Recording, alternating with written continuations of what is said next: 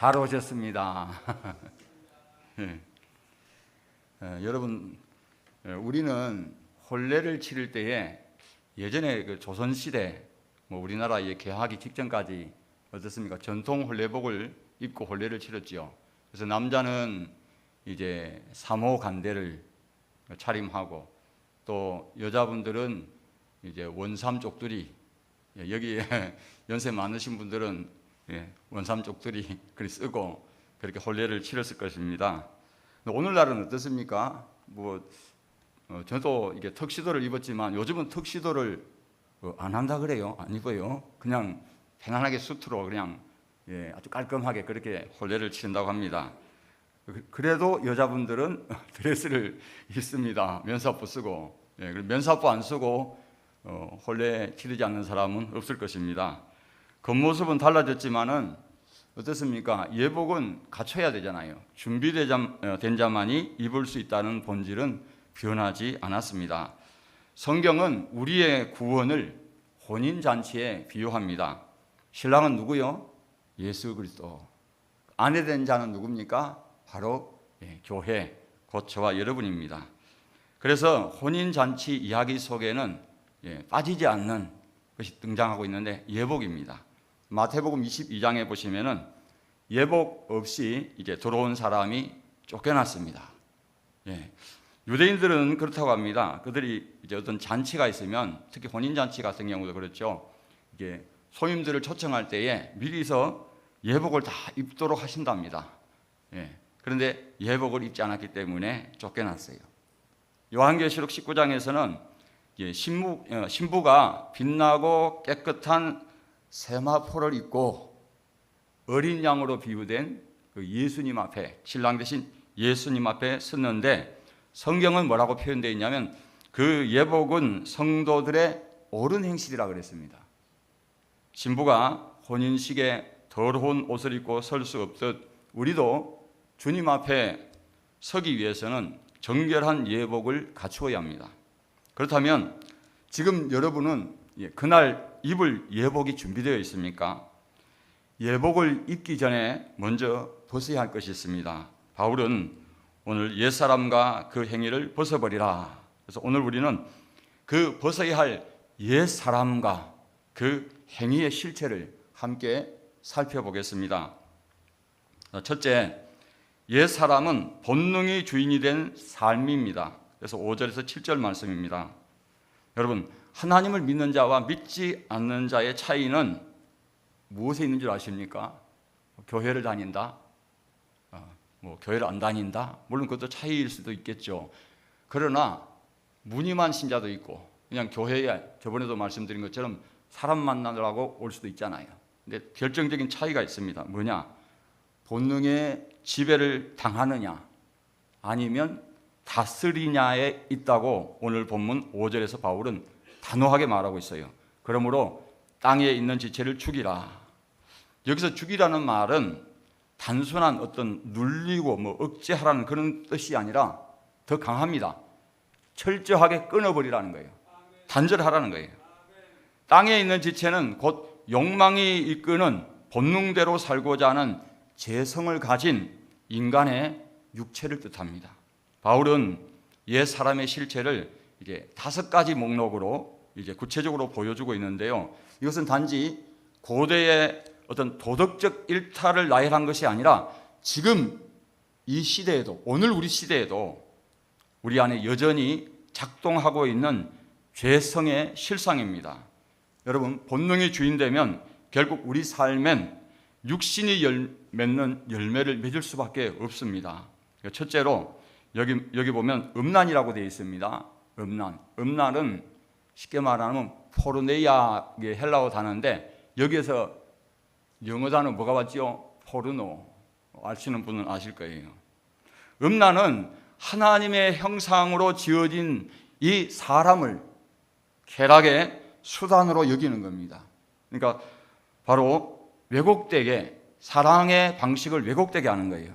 여기에는 혼전, 혼외의 남녀 간의 어떤 관계, 그리고 매춘, 또 간음, 음란물. 음란물 하면은 어떤 겁니까? 어떤 것이 떠오릅니까? 야동, 그렇죠? 야한 동영상, 또 야한 만화, 웹툰. 요즘은 인터넷이 매우 발달해 있어가지고 휴대폰, 여러분 휴대폰 있잖아요. 이 스마트폰만 딱 켜면 옛날에는 그냥 어떤 특정한 어떤 거기에 자기가 가지고 있는 소유물이 있어야만 그걸 볼 수가 있고 할 수가 있는데 휴대폰만 켜면 이게 다 보이는 거예요. 자기가. 그러니까 누가 보는지 안 보는지도 몰라요. 하나님과의 어떤 1대1의 관계 속에서만 알 수가 있습니다. 그래서 이게 음란한 동영상도 문제지만 음란한 생각, 이것도 문제예요. 예수님이 그랬잖아요. 여자를 보고 음욕을 품는 자마다 마음에 이미 간음했다 그랬잖아요. 그게 무슨 말입니까?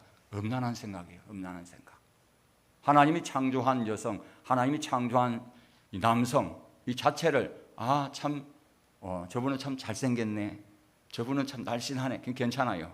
그런데 그것을 내 성적인 대상으로 생각을 하는 거예요. 음란한 생각을 가지고. 그건 뭡니까? 바로 포르네이아입니다. 음란입니다. 자, 은밀하지만 깊게 영혼을 파괴하는 이 죄에 대해서 바울은 고린도전서 6장 18절에서 말합니다. 음행을 피하라. 사람이 범하는 죄마다 몸 밖에 있거니와 음행하는 자는 자기 몸에 죄를 범하느니라. 여러분 한번 생각해 보세요. 우리 몸은 누구 것입니까? 내 것? 우리 부모님 것? 아니요. 자기 피로서 교회를 사셨다 그랬잖아요. 우리 한 사람이 예수 그리스도를 고백하고 예수님께서 우리를 위하여 대신 십자가에 못 박혀 죽으시고 우리를 위해 구속 속량하셨잖아요. 피값으로 사셨잖아요. 그러면 우리는 더 이상 내 것이 아니라 너희는 값으로 산 바 바로 내 것이다. 주님 것이라 그랬습니다. 그런데 음행하는 자는 자기 몸의 죄를 범하느니라 그랬어요. 그러니까 얼마나 큰 죄라고 할 수가 있겠습니까? 둘째, 부정입니다. 아카다르시아입니다. 이 부정은 겉으로는 멀쩡해 보이지만은 속이 썩은 상태, 그것이 성경이 말하는 부정입니다. 이 부정은 우리가 방금 이렇게 떠올릴 수 있는 그 단어가 뭡니까? 배우자의 부정만 생각할 수 있잖아요. 그러나 남의 실패를 은근히 즐기고 타인을 내 유익의 도구로 삼고 양심을 무디게 만드는 모든 마음의 상태가 바로 부정입니다.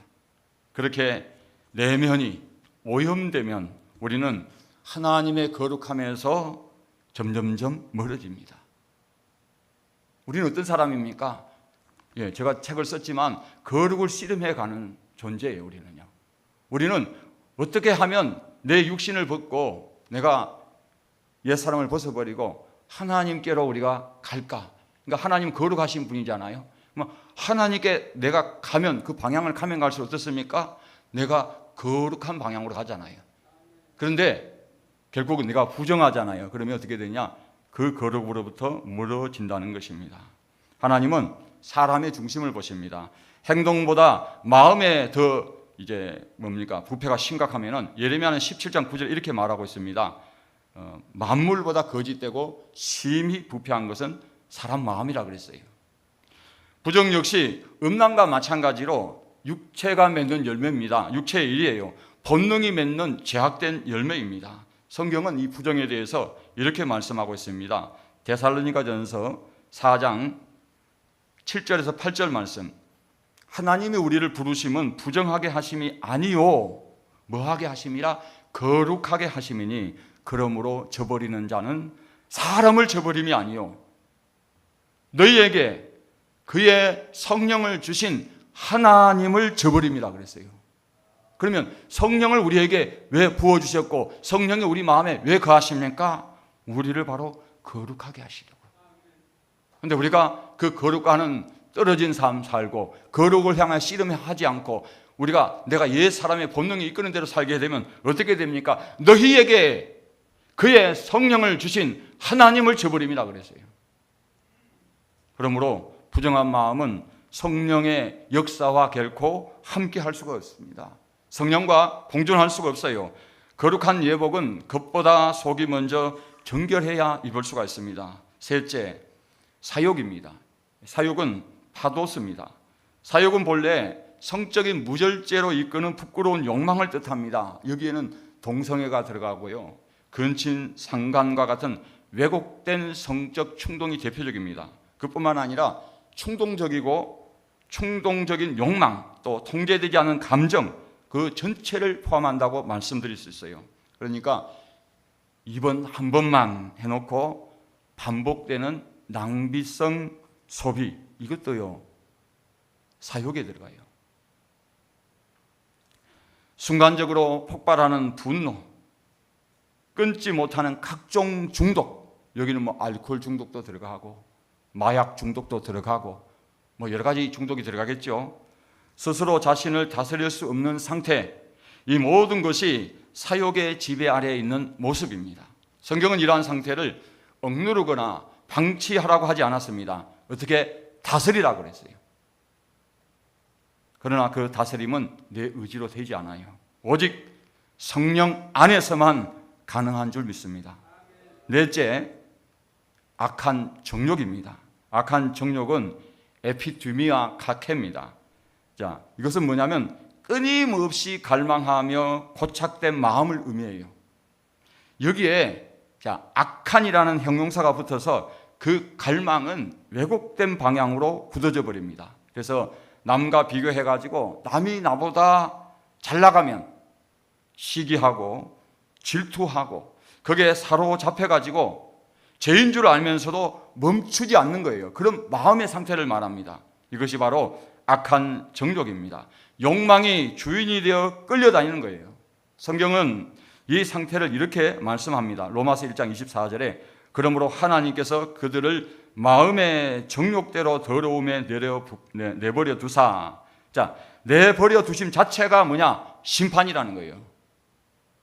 여러분, 하나님이 우리가 잘못하고 범죄하고 우리가 하나님을 근심하게 하고 하나님을 진노하게 하잖아요. 그럴 때 어떻게 합니까? 하나님은 우리를 징계하잖아요. 징계가 없은즉 사생자라 그랬잖아요. 아들이니까 징계를 받는다 그랬어요. 그러면 하나님 왜 나한테만 이렇게 징계를 주십니까가 아니라 어떻게 합니까? 나를 사랑하시구나, 나 안 버리셨구나. 아니, 하나님이 내가 행한 대로 복을 주시고 그런 것도 하나님 나를 지켜준다고 하지만은 제일 중요한 건 뭡니까?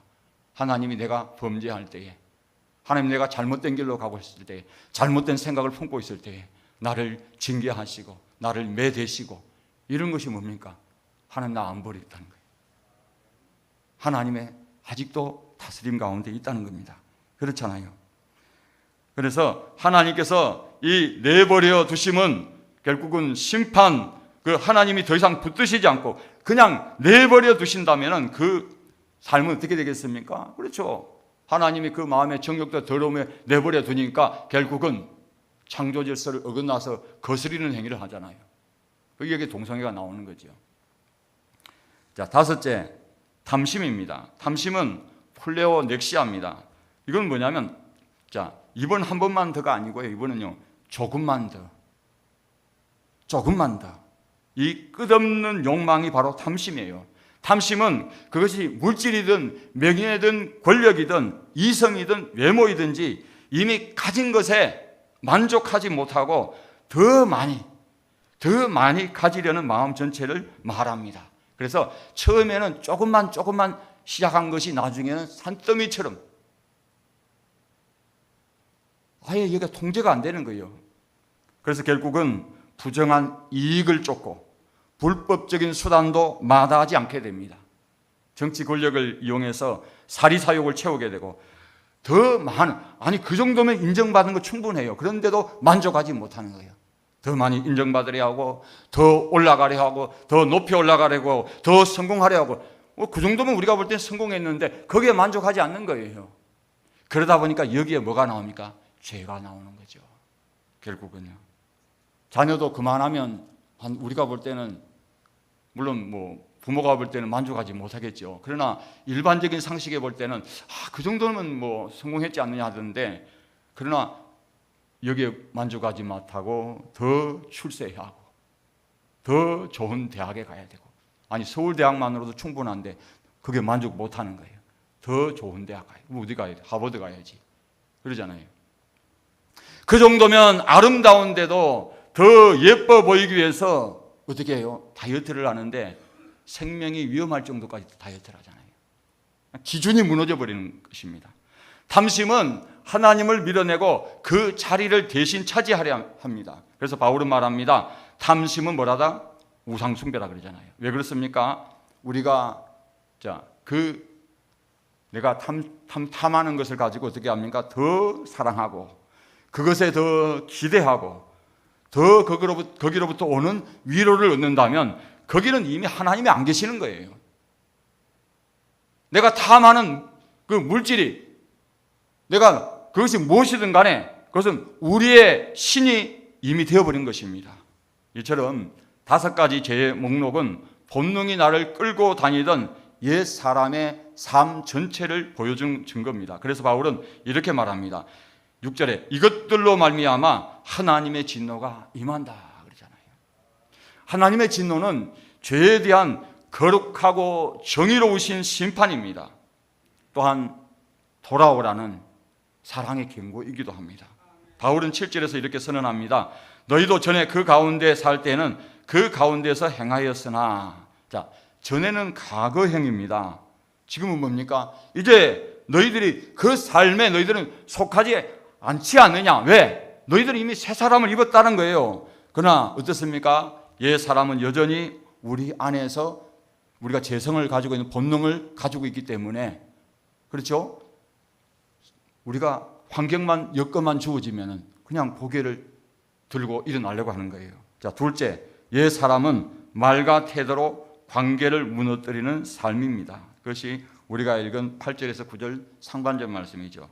바울은 8절에서 단호히 명령합니다. 이제는 너희가 이 모든 것을 벗어버리라. 자, 한 벌의 낡은 옷처럼, 여러분 그 주보 보셨잖아요. 제가 처음에 드린 주보 인쇄물 보시면 앞에 그림이 어떻게 되어 있습니까? 낡은 옷 있잖아요.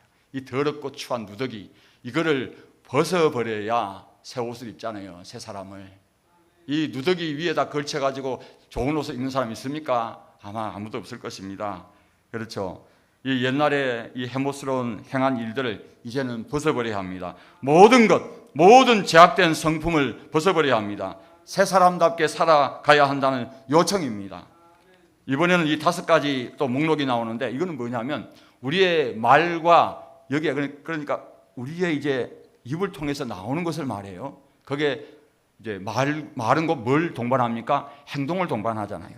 그러니까 이 죄들은 단순한 언어적 실수가 아니라 내 내면의 성품이 드러나는 것입니다. 예수님도 말씀하셨어요. 마태복음 15장 18절에 입에서 나오는 것들은 마음에서 나오나니 이것이야말로 사람을 어떻게 한다고요? 더럽게 하느니라. 더럽게 하느니라. 여러분, 마귀를 갖다가 성경은 더러운 귀신들이라고 그랬어요. 더러운 귀신들. 악한 영들을 존재를 더러운 귀신들. 그러면 마귀의 졸개에 있는 타락한 천사들, 악한 영들만 더럽습니까? 입에서 나오는 것들은 마음에서 나오나니 이것이야말로 사람을 더럽게 한다는 거예요. 내 입에서 무슨 말이 티 나오냐 따라서 내 영혼을 아주 그냥 더럽게 하는 거예요. 예수님이 우리를 십자가에 못 박아 피 흘려 죽으시고 우리를 거룩한 세마포 입혀 주셨잖아요. 희고 깨끗한 세마포 입혀 주셨습니다. 아멘. 그런데 내 육신의 죄로 인하여 내가 더럽힌다는 거예요. 자, 어떤 것이 있느냐? 첫째, 분입니다. 분. 이건 오르개입니다. 오르개는 뭐냐면 천천히 쌓였다가 어느 순간 터져 나오는 내 마음속의 분노를 뜻합니다. 겉으로는 조용하고 차분해 보이지만은 누군가 한마디 툭 던졌을 때 하나의 상황에 갑자기 폭발하는 사람, 표정은 괜찮아 보여도 오래된 상처와 분노가 쌓여있는 사람, 바로 그런 사람들이 여기에 해당합니다. 야고보서 1장 20절에 사도는 이렇게 경고합니다. 사람의 분노는 하나님의 의를 이루지 못한다. 왜 그랬습니까? 죄는 곧 불이라 그랬잖아요. 그러니까 당연히 하나님의 의를 이루지 못하는 거죠. 왜 그렇습니까? 분노는 단지 감정의 문제가 아니라 죄로 이어지는 통로가 되기 때문입니다. 분노는 하나님의 뜻을 흐리게 만들고 결국 하나님의 의를 이루는데 방해가 되는 영적 장애물입니다. 사랑하는 성도 여러분, 혹시 내 안에 누군가에 대한 오래된 분노가 잠재되어 있지는 않는지 돌아보시길 바랍니다. 내 감정은 그냥 눌려 있지만은, 그렇죠? 어느 순간, 그렇죠, 이 분노가 언제 시한폭탄처럼 터질지 몰라요. 그래서 분을 품을 때 어떻게 하라고요? 해가 지도록 품치지 말아요. 해가 지기 전에 분을 다 풀어야 되는 것이죠. 오래 묵은 분노는 반드시 우리가 회개의 그 빛 앞에 드러나야 하는 것입니다. 둘째, 노여움입니다. 자, 분노와 노여움, 뭐가 차이가 있느냐 할 때에, 노여움은 디모스인데요, 통제되지 않은 감정에, 이거는 기다릴 것도 없어요. 그냥 툭 건드리면 폭발하는 거예요. 누가 나 한번 건드리면 참는 것도 없어요. 그 즉시 그냥 폭발하는 거예요. 그냥 억누르지 못한 분노가 곧장 말과 행동으로 터져 나오는 상태예요. 그럼 뭐가 튀어나오겠어요? 그렇잖아요. 욕설 나오잖아요. 심한 욕설 나오잖아요. 10원짜리. 예. 저주, 험담. 말이 거칠어지는 거예요. 언성이 높아지는 겁니다. 상대를 찌릅니다. 아예 무너뜨리는 공격적인 말을 합니다. 이렇게 자신의 감정을 앞세운 말은 사람의 마음을 찌르고 관계를 갈라놓아 버려요. 아무리 좋은 관계라도 이렇게 되면 갈라집니다. 어떤 분은 이렇게 말하는 분이 있습니다. 나는 말을 돌려 말하지 않고 좀 직설적이야. 그런 분이 있습니다. 저도 예전에 좀 직설적인 성격이 있었어요. 예, 그냥 그분에게 돌려 말하지 못하고, 저는 그게 정직인 줄 알았어요. 사람이 사람이 겉과 속이 똑같아야지 그러면서 돌려 말하지 못하고 직설적인 그런 성품이 있었습니다. 그러나 성경은 분명히 구별합니다. 정직한 말과 거친 말은 달라요. 자, 직설은 진실을 말할 수 있지만 이 노여움, 디모스는 결국 관계를 병들게 하는 말의 폭력입니다. 셋째, 악의입니다. 카키야. 카키야는 단순히 기분이 나쁘거나 짜증나는 상태를 말하지 않아요.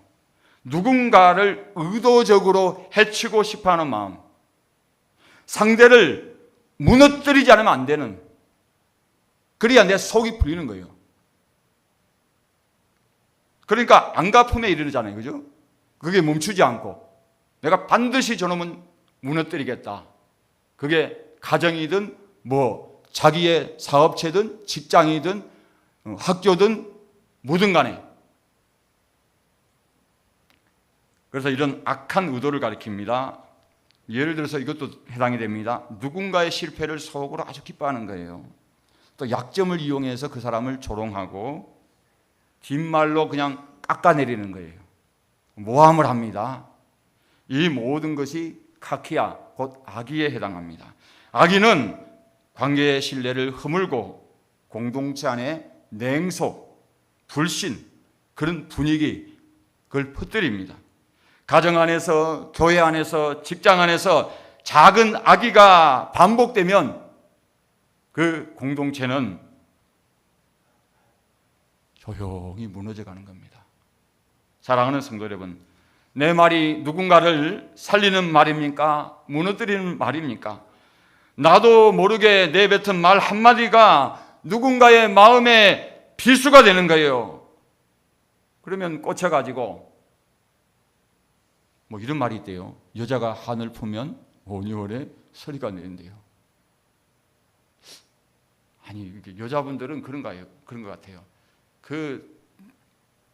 애기 첫애 낳을 때에 진짜 서운하게 하면 어떻게 합니까? 평생을 눈에 흙 들어가기 전까지는 그게 아니죠. 그런다잖아요. 그런데 비수가 꽂히면 어찌 되겠어요? 그냥 살기 싫어지는 거죠. 그렇잖아요. 자기 존재를 의심하게 하잖아요. 내가 살아도 될까? 나는 사람일까? 나는 정말 이 사람 남편일까? 여러분, 예복을 입기 원합니까? 먼저 악의의 옷을 벗어버리시기 바랍니다. 넷째, 비방입니다. 블라스페미아. 이 블라스페미아는 본래 하나님을 모독하는 신성 모독으로 이 단어가 신약 성경에 쓰였습니다. 그러나 오늘 본문에서는 사람을 향한 모욕적인 말과 조롱, 비난까지 포함하는 의미로 사용됩니다. 그래서 여기에도 욕설, 험담, 명예훼손. 아니 그런데 사람을 향해서 비방하고 비난하는 일을 두렵게 생각 안 하는 거예요. 그것이 정치적인 이유든 뭐든 간에 사람을 향해서, 더구나 그 사람이 하나님의 형상대로 지음받은 사람이고 그리스도인이라면 이 죄에 대해서 무겁게 생각해야 되는데, 사람을 비방하고 비난하고 험담하고 명예훼손하는 일을 아무렇지도 않게 입에서 내뱉고 있다는 게 과연 그 사람 안에 성령님이 계시는지 묻지 않을 수가 없어요. 묻지 않을 수가 없습니다. 그렇게 말이 나오거든 입을 때리면서 어떤 사람은 내 이 더러운 입 하면서 눈물을 흘리며 회개하는 사람도 있더라고요. 그런데 특정 개인을 이야기하기는 좀 그렇지만은 너무나 많은 사람들을 죄악에 빠뜨리고 너무나 많은 사람들이 그게 아무렇지도 않게 생각하는 거예요. 이건 아니다. 이런 말들을 교회 안에서 하지요. 그 사람은 원래 그래. 원래 그래. 그런데도 교회는 계속 나오네. 여러분, 우리가 이런 말을 아무렇지 않게 내뱉습니까? 안 뱉습니까? 뱉어요. 이거는 블라스페미아, 비방입니다. 죄의 목록이에요.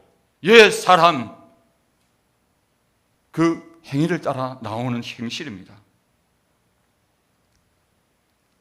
그래서 상대의 존재를 이거는 부정하는 거고요. 그 마음을 병들게 만드는 겁니다. 말은 칼보다 깊은 상처를 남깁니다. 한번 내뱉은 말은 여러분 주워 담지 못한다잖아요. 그 말은 기억 속에 아주 뿌리를 내요. 그 대상의 기억 속에서 아주 깊이 뿌리를 내려서 타인의 자존감을 무너뜨리고 관계를 갉아먹어 버립니다. 기억하시기 바랍니다. 야고보 3장에서 야고보 사도는 이렇게 말했습니다. 혀는 곧 불이요 불의의 세계라. 혀는 우리 지체 중에서 온몸을 더럽히고. 여러분 생각해 보세요. 어떤 유명 정치인들 말 한 번 잘못해가지고 지금까지 쌓아놓은 것을 어떻게 합니까? 다 불태워버리잖아요. 한순간에 다 날려버리잖아요. 연예인도 마찬가지고 말 한 번 잘못해가지고 그러는데, 그리고 이 더러운 말은 어떻게 합니까? 그 사르는 것이 어디서 난다? 지옥불에서 난다 그랬어요. 지옥불에서. 성령이 그 안에 있다고 하면서, 성령 충만하다고 하면서 이렇게 사람을 비방하고 모함하고 험담하고 명예훼손하고 모욕하는데도 어떻게 성령 충만한 사람이라고 자기가 말할 수 있냐고요.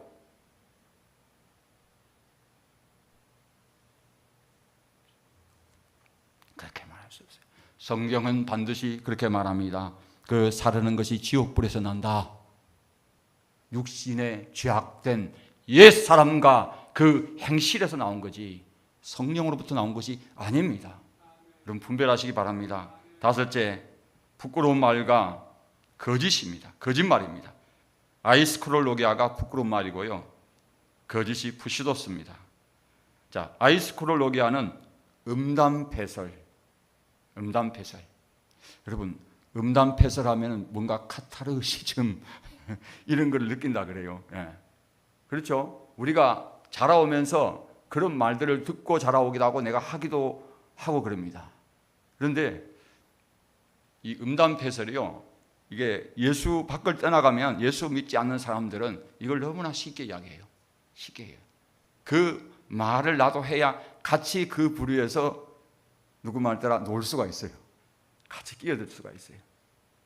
근데 예수 믿는 사람인데 일반 세상 사람들하고 같이 직장에서 일을 하는데 어울리지 못하는 한 사람이 있습니다.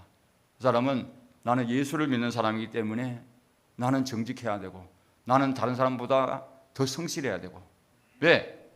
내가 가는 곳마다 나는 작은 예수다. 네, 그러면서 술자리도 같이 안 가고.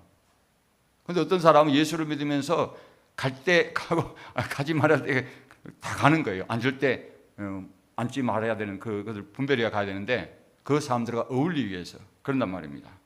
그러면서 그 자리에 뭐가 나옵니까? 음담패설. 음담패설이 뭐예요? 음란한 말, 성적인 생각을 떠올리고 음란한 생각을 떠올리게 하는 말들이 있잖아요.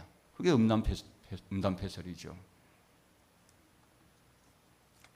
그래서 여기에 보면은 불결한 농담, 막말, 저주도 속합니다. 하나님의 사람답지 않은 언어와 습관을 뜻합니다. 입술이 가볍고, 이 말을 드려서 죄송하지만은요, 우리가 말의 질이 천박해질 때에 우리의 말은 더 이상 생명을 살리는 도구가 될 수 없다는 거예요. 푸시도스, 곧 거짓말은 단지 사실을 왜곡하는 데 그치지 않습니다. 자신에게 유리하게 말하거나 책임을 피하기 위해서 말끝을 흐리거나 상대를 조종하고 그렇게 하기 위해서 과장되게 하는 말이 다 들어가요. 모두가 거짓입니다. 그래서 바울은 골로새서 3장 9절에서 그렇게 말하죠. 너희가 서로 거짓말하지 말라. 거짓으로 오염된 공동체는 서로 신뢰가 무너져서 관계가 애곡되고 결국엔 깨지게 말해요. 분열됩니다. 이 5가지의 언어의 죄는 모두 관계를 병들게 하고 교회를 찢는 힘이 됩니다.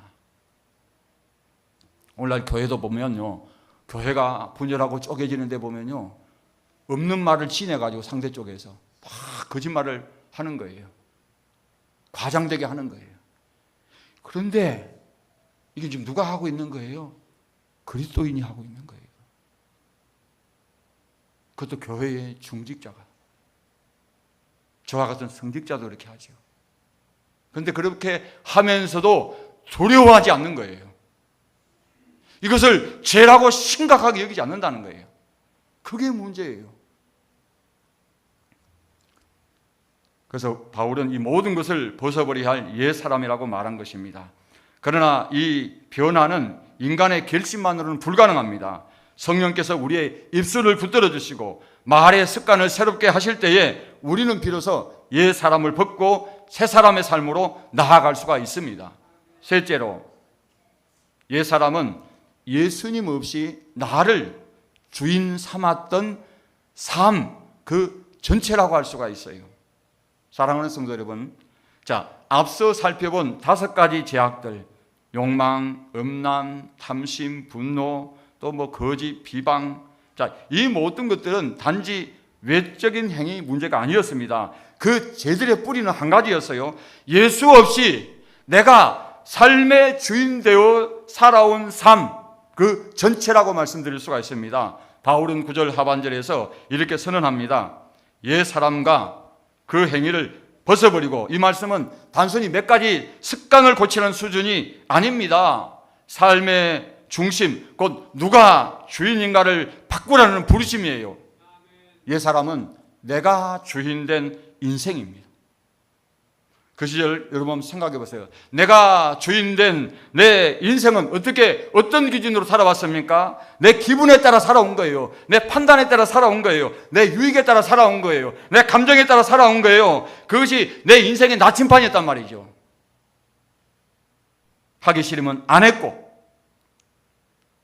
그게 하나님의 일이라도 말입니다. 내 유익을 따라서 유리하면 하고 불리하면 안 하고, 하나님을 믿는다고 말하면서도 내 삶의 중심에는 언제나 내가 앉아 있는 거예요. 예배도 기도도 교회도 내가 필요할 때 내가 정한 방식대로 드렸고, 하나님은 내 삶의 전부가 아니라 내가 원할 때에 그냥 호출되는 도우미가요. 도우미로 취급받은 거예요. 그 삶, 그 태도, 그것이 바로 옛 사람입니다. 그러나 복음은 이렇게 선포합니다. 너는 새 사람이다. 주인이 바뀌었다. 바울은 골로새서 3장 10절에서 이렇게 말합니다. 새 사람을 입었으니 이는 자기를 창조하신 이의 형상을 따라 지식에까지 새롭게 하심을 입은 자니라. 아멘. 이전에는 내가 중심이었지만은 이제는 그리스도 안에서 살아가는 사람, 그 사람이 새 사람입니다. 삶 전체가 바뀌어야 돼요. 이 변화는 단지 교회에 나오는 것으로 끝나지 않습니다. 삶의 모든 영역에서 주인의 자리를 바꾸는 일이 일어나야 합니다. 그렇다면 그 변화는 어떻게 시작되어야 합니까? 사도 바울은 로마서 12장 2절에서 이렇게 말합니다. 너희는 이 세대를 본받지 말고 오직 마음을 새롭게 함으로 변화를 받아 하나님의 선하시고 기뻐하시고 온전한 뜻이 무엇인지 분별하도록 하라. 아멘. 이 세대를 본받지 말라 그랬습니다.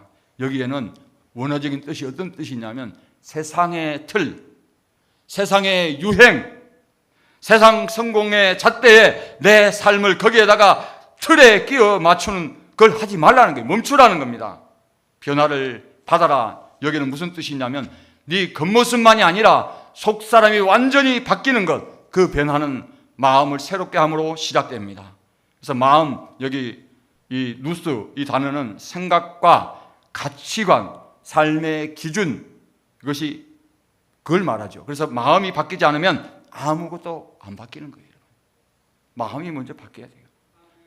새롭게 하면 뭐냐면 묵은 생각을 털어내고 하나님의 말씀으로 다시 세워지는 것입니다. 그리고 마지막 명령은 하나님의 뜻을 분별하라. 도끼마젠. 감으로 따르지 말고 말씀에 비추어 철저히 순종하라는 것입니다. 사랑하는 성도 여러분, 옛 사람을 벗는다는 것은 단지 제 몇 가지 안 짓겠다는 결심 아닙니다. 세상 따라 살던 삶의 방향을 완전히 바꾸는 것입니다.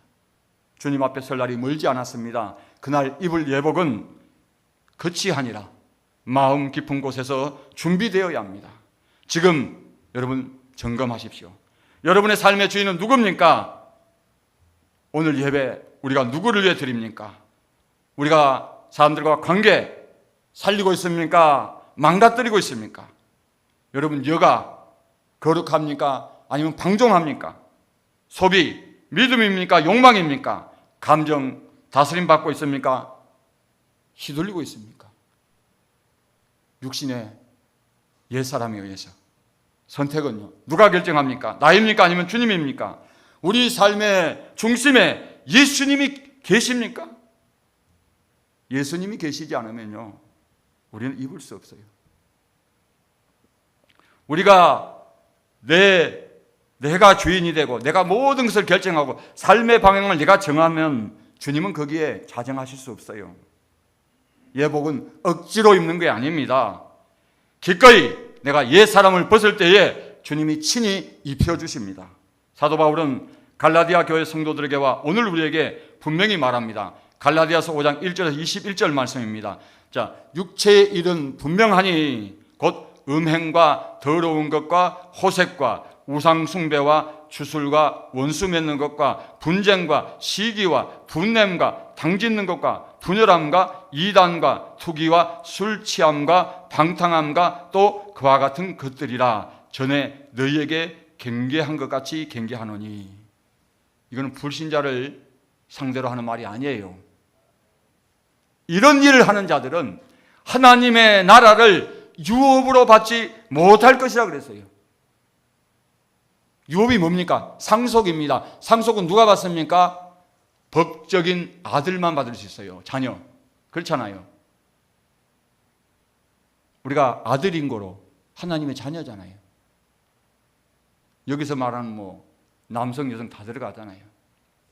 이건 단순한 성품 문제가 아니라는 거예요. 이거는 천국에 들어가느냐 못 들어가냐, 그 문제가 달려있는 거예요. 그러나 하나님은 책망보다 회개의 기회를 먼저 주십니다.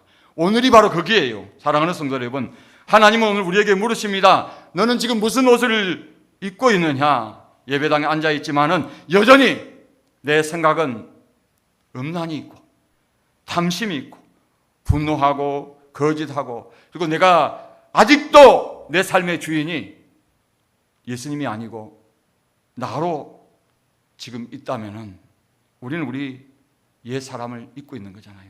오늘 벗으십시오. 오늘 바꾸십시오. 오늘 결단하십시오. 오늘 이렇게 고백하십시오. 나는 세상의 기준을 벗겠습니다. 하나님의 뜻을 따라 살겠습니다. 나는 더 이상 옛 사람으로 살지 않겠습니다. 나는 예수 안에서 새 사람입니다.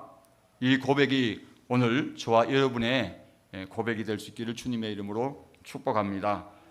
우리 눈을 감으시고 이제 우리 다 함께 통성으로 우리 기도하겠습니다. 주님, 제 안에 아직 벗지 못한 옛 사람의 옷이 있다면 반주해 주세요. 드러내 주시고 회개하게 하소서. 주님, 제가 주인 되어 살던 자리에서 내려오겠습니다. 예수님, 제 삶의 주인 되어 주소서. 성령님, 저는 이 옷을 제 힘으로 벗을 수 없습니다. 새 사람의 옷을 입혀 주옵소서. 주여, 옛 사람을 벗게 하소서. 새 사람을 입게 하소서. 우리 다 같이 우리 주여 삼창하고 크게 안 해도 됩니다. 마음으로 간절히 주님의 이름을 부르고, 주님, 지금 내가 옛 사람의 모습 이대로 살아갈 수 없습니다. 이대로 내가 있다가는 주님 만날 수 없습니다. 내 이 옛 사람의 누더기를 벗어버리고 새 사람 있게 해달라고, 오늘 바꿔달라고, 내일 바꾸는 것이 아니라 1년 후에 바꾸는 것이 아니라 주님, 나 좀 바꿔달라고. 나 거룩하게 살고 싶습니다. 나 하나님의 자녀답게 살겠습니다. 이제는 옛 사람 죄성 가운데 뒹굴지 않겠습니다 하고 우리 다 같이 우리 주여 삼창하고 기도합니다. 주여, 주여, 주여. 살아계신 아버지 하나님, 말씀을 전하는 종도 하나님 아버지, 이 옛 사람을 완전히 아버지 벗어버리지 못한 가운데서 하나님 살아가고 있습니다. 바뀌었다고 하지만은 하나님, 정말 아버지 하나님, 어떨 때는 하나님 내 혈기가 살아날 때가 있습니다. 주여, 예전에는 아버지 하나님 입에 담지도 못할 아버지 하나님 부끄러운 일들을 행하였습니다. 그러나 주님이 내 삶을 바꾸어 주시고 하나님 돌이키게 하여 주셨습니다. 회개하게 하여 주셨고, 다시는 이 죄악의 더러운 구덩텅이에 살지 않게 하여 주시고, 날마다 새 사람을 있게 하여 주셨사오니 주여, 오늘 머리 숙여 기도하는 주의 백성들 우리 모두가 다 함께 하나님 정말 새 사람으로 거듭나기를 원합니다. 주님, 우리는 죄성을 가진 약한 인간입니다. 성령 하나님 도와주시지 않으면 우리 의지로는 할 수가 없사오니 통일한 죄에 빠지지 않도록 주님 역사하여 주시옵소서. 아버지 역사